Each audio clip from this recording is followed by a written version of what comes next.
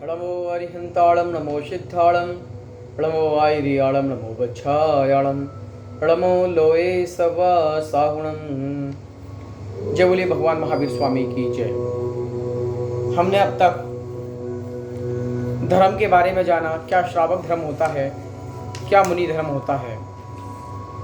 श्रावक धर्म श्रावकों के लिए बताया गया है और मुनि धर्म मुनियों के लिए बताया गया है। अगर व्यक्ति श्रावक धर्म का पूर्णतः पालन करता है तो आप ये निश्चित मानिए कि वह देवों के उत्तम सुख को भोगता है और आगे आने वाले भवों में निश्चित ही वह अपने कर्मों की निर्जरा कर परम पद को प्राप्त कर लेता है। उसी प्रकार जो दिगंबर मुनि होते हैं, संयम को पालना करने वाले होते हैं, निर्दोष पूर्वक अपनी चर्या का पालन करते हैं, तो निश्चित ही वह कुछ ही भवों में उस अष्टम भूमि पर, उस अवनी भूमि पर अपने आप को स्थित कर लेते हैं। ऐसे व्यक्ति जो गृहस्थी हैं, त्याग, तपस्या, व्रत, संयम, देव पूजा, गुरुपासना, स्वाध्याय आदि आवश्यक क्रियाओं को करते हैं, ऐसे श्रावक सुंदर वस्त्र आभूषण पहनकर मार्ग में 4 हाथ आगे चलकर जन मंदिर जाते हैं। ऐसे व्यक्ति जो प्रतिदिन देव दर्शन करते हैं, उनका पुण्य का कोई सार नहीं है, वह बहुत पुण्य के धारी होते हैं। ऐसे व्यक्ति जो जिनेन्द्र देव की दर्शन करते हैं, जिनेन्द्र देव की भक्ति करते हैं, जिनेन्द्र देव की पूजा करते हैं, जिनेन्द्र देव के चरणों में उनकी आराधना करते हैं, भगवान के दर्शन करने को मंदिर जाते हैं, बहुत पुण्यशाली जीव होते हैं। और वो ये मानिए निश्चित रूप से कि आने वाले भवों में मोक्ष के ही गामी होंगे। जो दूसरे के पैसों को, पर द्रव्य को घास के समान समझते हैं, मिट्टी के समान समझते हैं, और जो दूसरा जीव है उसमें अपनी जैसी आत्मा समझते हैं, उसको जो कष्ट होता है वह कष्ट अपना जानते हैं। जो पराई स्त्री है उसको अपनी माता के समान या अपनी बहन के समान या अपनी पुत्री के समान जानते हैं। ऐसे लोग बहुत धन्य होते हैं।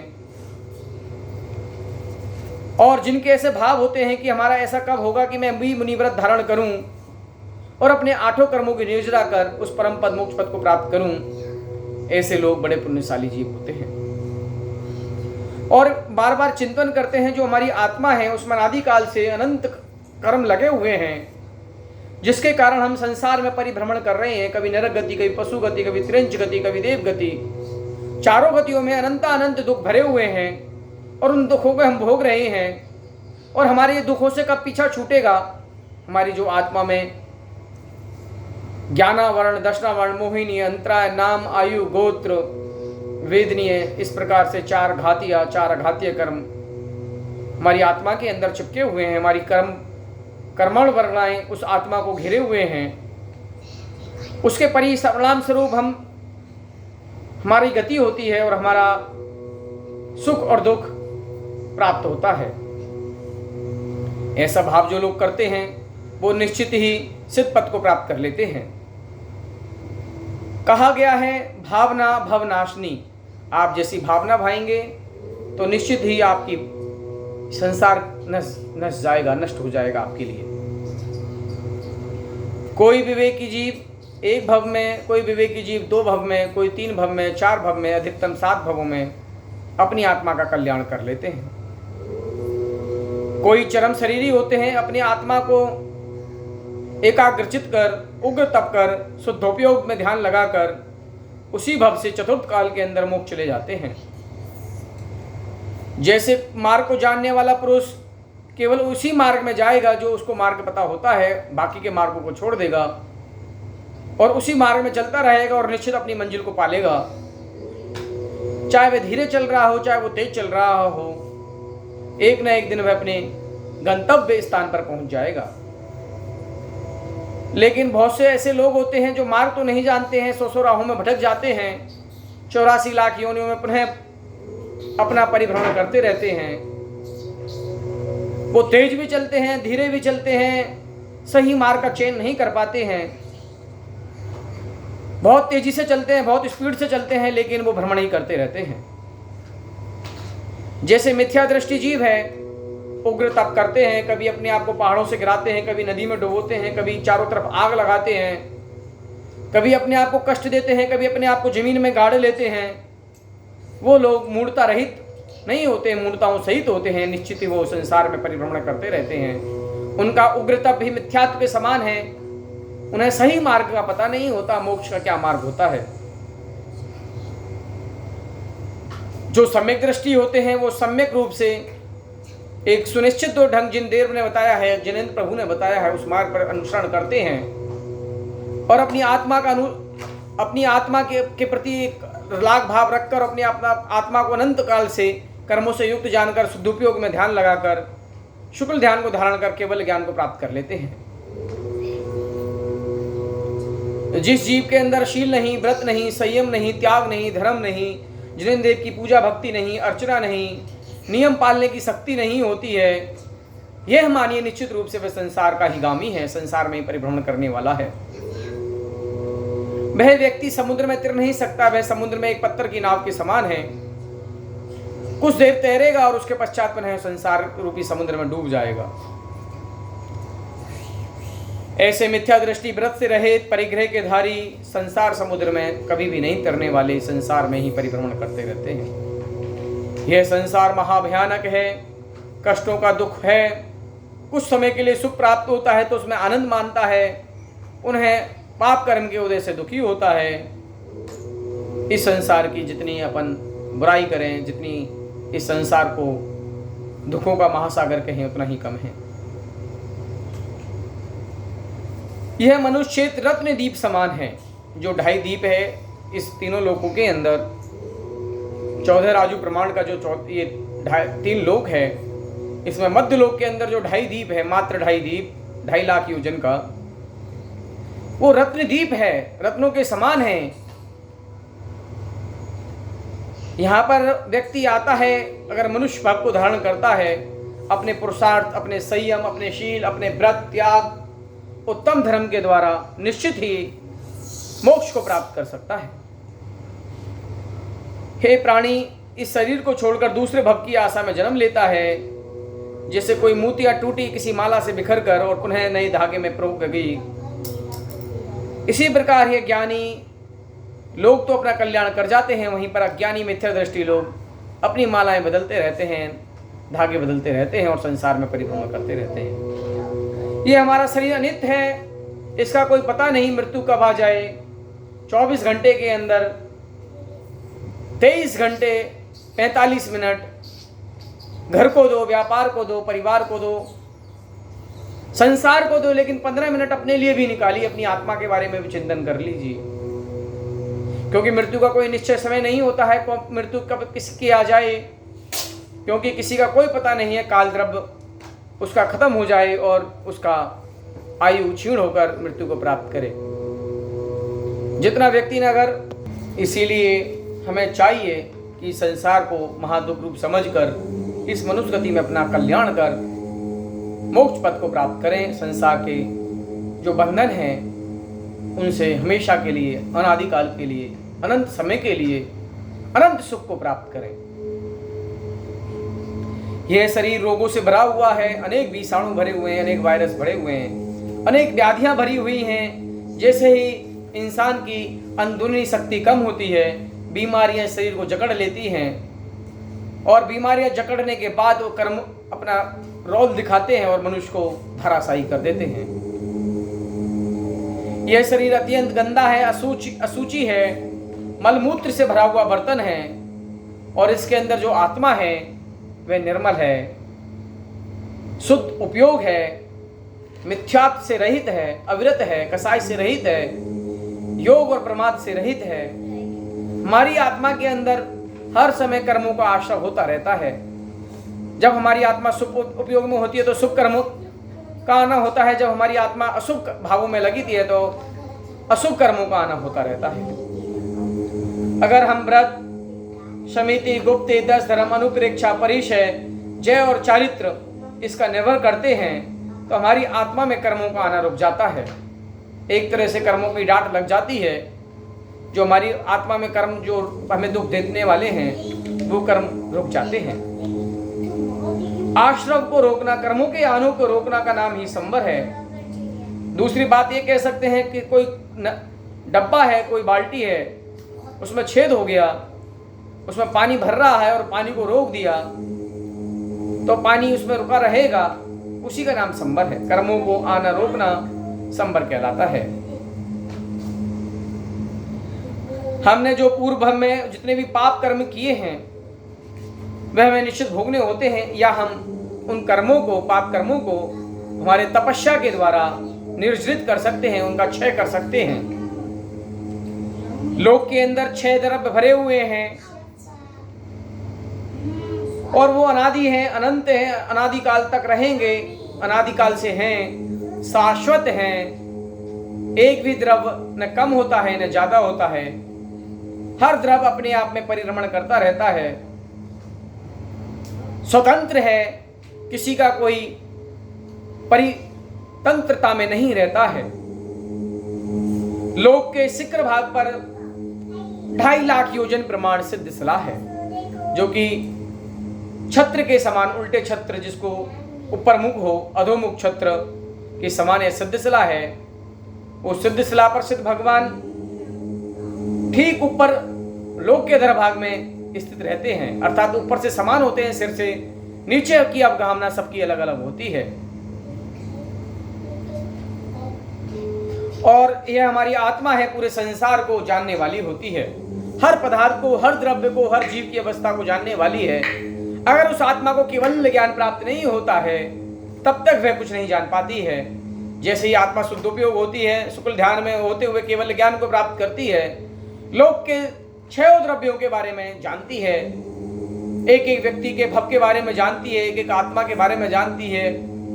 ऐसा ज्ञान जो केवल ज्ञान ही है वह केवल ज्ञान है, फुल नॉलेज। ऐसा प्राप्त होने के बाद निश्चित रूप से उसको मोक्ष की अवस्था कहा गया है। आत्मा के भाव को ही धर्म कहा है निश्चय रूप से। दुखी जीवों पर धर्म करना दया है, दया धर्म, यह व्यवहार रूप से धर्म कहा है। इस संसार में शुद्ध उपयोग दुर्लभ है, वही निर्वाण का कारण है। बाहर प्रकार की भावनाओं का चिंतन करना यह मुनि और श्रावक के लिए धर्म कहा है। अपनी शक्ति के प्रमाण जो धर्म का सेवन करता है उसे मोक्ष प्राप्त होता है। जो प्राणी जैसा कर्म करता है उसको निश्चित वैसा ही फल प्राप्त होता है। यह कोई करने वाला नहीं है, क्योंकि ईश्वर अकर्ता बात है। ईश्वर अगर करने लग जाएगा तो वहां भेदभाव हो जाएगा, और ईश्वर इतनी सारी व्यवस्थाओं को कैसे संभाल पाएगा। अगर व्यवस्थाओं को संभालने वाला किसी व्यक्ति के हाथ में नियंत्रण होता तो निश्चित रूप से हम कह सकते हैं वह भेदभाव भी होता, कुछ मिस्टेक भी होती, कुछ गलती होती। सारी क्रियाएं स्वतः अनवरत रूप से चल रही हैं, कोई किसी का करने वाला नहीं है, कोई किसी का भरने वाला नहीं है। आपने जैसे भाव किए, जैसे आपके परिणाम थे, आपको वैसे ही कर्म बन गए और उसी का कर्म का वैसा ही परिणाम आपको भोगना पड़ता है। इस प्रकार धर्म का स्वरूप भगवान केवली ने कहा।